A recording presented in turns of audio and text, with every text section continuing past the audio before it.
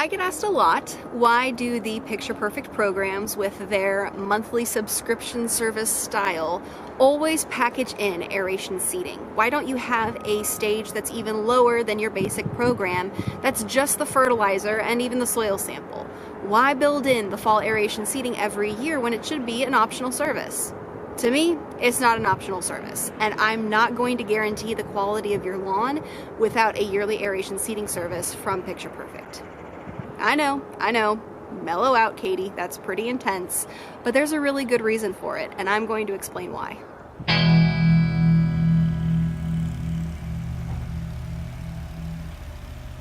So to understand why fescue needs to be seeded every fall, you need to think about how fescue grows differently from other kinds of grasses. So at the base of the plant, you get what are called tillers coming up on fescue, which are your blades of grass. They grow up, they might branch out a little bit or grow their own little root development, but for the most part, fescue is growing up. It's not spreading laterally. Stolons, also known as runners, are the type of growth that are commonly seen on warm season grasses like Bermuda, where they will spread really, really far across the lateral surface of the yard, covering it and filling in their own holes in their own bare areas without any overseeding. That's why down in Georgia, where I'm from, overseeding was kind of an unknown concept. You would still get aeration, but you didn't need to replenish that population every year with a seeding. You really do for fescue. So we understand the idea of overseeding for fescue being a bunch type grass now, right? It's not going to spread laterally, it's not going to fill in its own bare areas, but the follow-up question I get a lot to that is, doesn't it live like forever? Isn't grass something that just kind of does its thing and manages itself? Yes, when it's wild, it can do that, but when it's growing in a lawn and it's this unnatural monoculture and it's left to be maintained and mowed and it's supposed to be pretty, it's not doing that. It's not being allowed to get tall enough to drop its own seeds.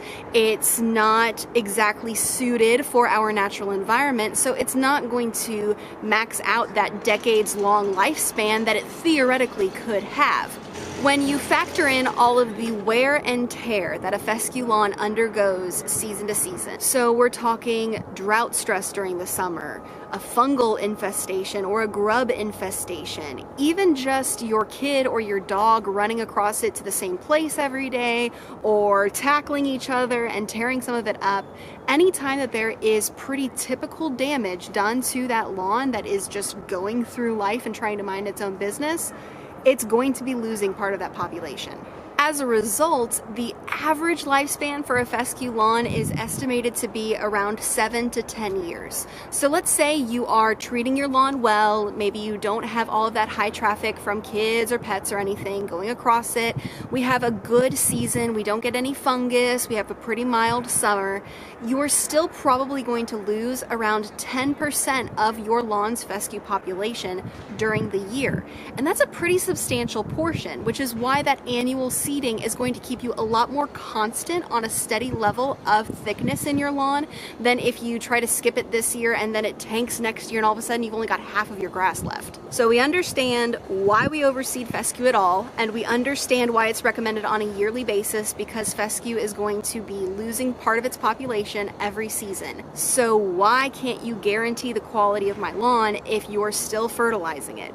And that's because all of those bare areas from where the fescue has died for whatever reason and it's not getting seeded annually, so those bare areas just get bigger, a bare area in your lawn in an open environment is free real estate to a weed. So what does that mean? Well, if you have a bare spot in your fescue lawn, a weed is going to grow there. No matter how much weed control you put down, no matter how much pre-emergent, no matter how much you pray for your fescue to fill in that bare area, the only thing that's going to grow there until you overseed with fescue and get something better growing is going to be a weed. And that's nature. It's supposed to happen.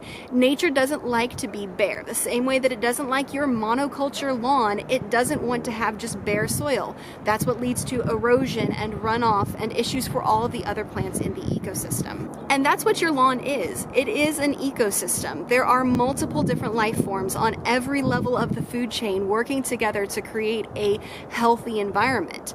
Your fescue doesn't necessarily fit into that, but those weeds really do, and every weed has a purpose. purpose. I'm going to get into that a lot more in a future video. It's something that we learned about in lawncology. John Perry's talking about it a lot, and so are a lot of other professionals, and it makes so much sense, and it's a great way to look at weeds rather than just seeing them as a problem to the beauty of your lawn. They're kind of a diagnostic tool in and of themselves. But before I get too off track with that, just know that those weeds have a purpose and they will move in. Life finds a way. Life finds a way. To be able to fill in those bare areas that your fescue has vacated. So yes, no matter how much weed control I'm putting down in my Picture Perfect program, no matter how much fertilizer and soil amending products I am adding to your lawn to keep the fescue that you do have healthy, if you are not overseeding, I can't guarantee the quality of your lawn because you are going to see bare areas and weeds are going to move into them. Now here's the final follow-up question. We're learning things, right? And that's the goal. But the final follow-up question I get is, all right, your seeding service is kind of expensive compared to True Green or Johnny down the street who got a bag from Home Depot and is willing to throw it down for me. Why should I pay you to do it? Can't you guarantee my lawn if I do it myself or somebody else does it? No, I can't. But if you're picking up on a trend in this video, it's because there is a good reason for why I still can't do that.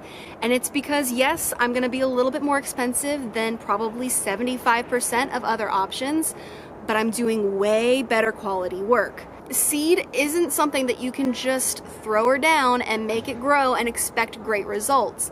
A big factor of this is not only application method, and there is a very specific way that you should be applying seed, but it's also due to product quality.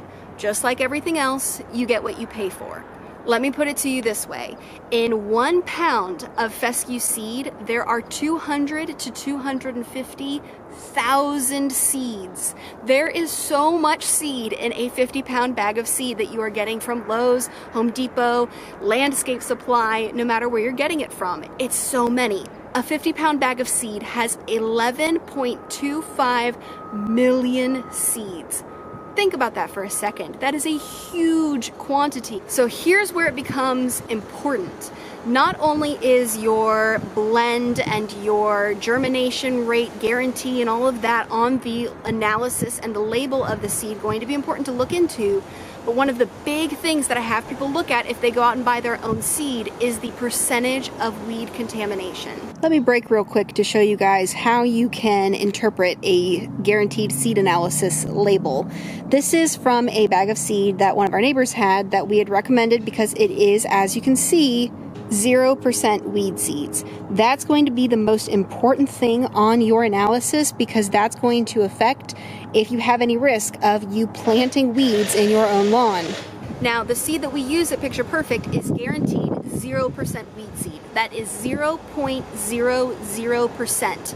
A lot of bags will sneak it in as 0.05% or 0.01%, and that sounds astronomically low. That is a 1,000th in terms of thinking about the actual ratio of seed. So that's not many seeds, right? Like that's probably not a lot of weeds. Yeah, it is. It is a lot of weeds. Let's do that math. 0.05 is the number that I see the most because this is what Kentucky 31 seed has in it. 0.05 of 11.25 million is over 5,500 weeds. And guess what? Those weeds are perfectly suited for the conditions in your yard, unlike your fescue, which is not native. So let's splurge. Let's spend $50 more on that bag of seed and let's get the 0.01% weed seed. That's still over 1,000 weeds in a 50-pound bag of seed. And we're talking a 50-pound bag of seed going about 10,000 square feet. That's a really high amount of weeds that you're applying to your lawn. So if we just skip seeding, we're going to get bare areas and we're going to get an increased amount of weeds because they're going to grow into those bare areas. So, okay, let's compromise and let's seed it ourselves, or let's have a cheaper company put down our seed. Well, the seed that we're using has a good chance of being contaminated with, at the bare minimum, 1,000 seeds from weeds. So now we've planted weeds instead of just letting them grow on their own. This is still more of the same problem. In an ideal situation, if you really insist on doing your own aeration and seeding, and that's okay, don't get me wrong, that's fine, but I strongly encourage you to buy the seed that we are getting at Picture Perfect each fall and putting down our seed, because at least then I know that you are getting a really good quality seed that is 0% weed seed contamination and has a guaranteed germination.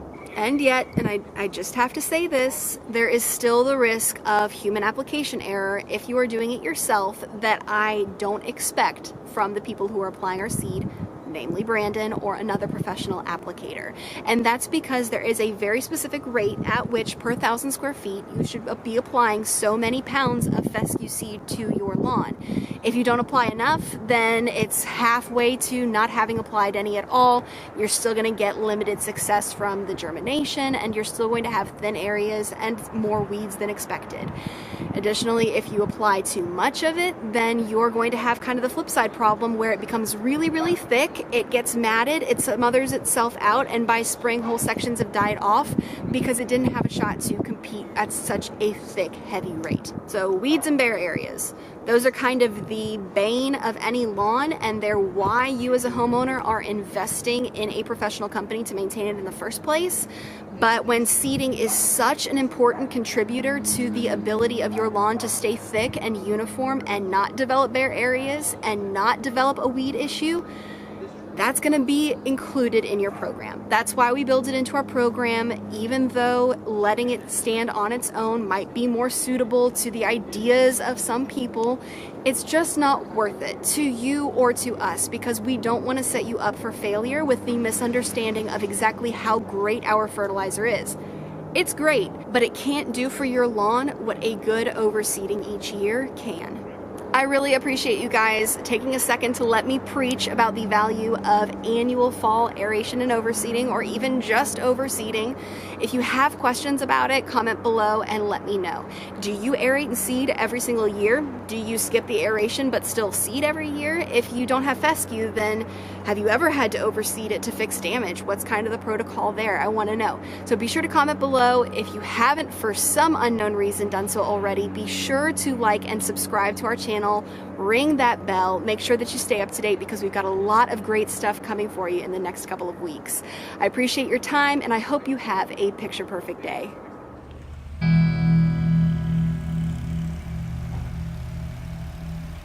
It's not possible. Listen, if there's one thing the history of evolution has taught us, it's that life will not be contained. Life breaks free, it expands to new territories, and it crashes through barriers painfully, maybe even dangerously, but well, there it is.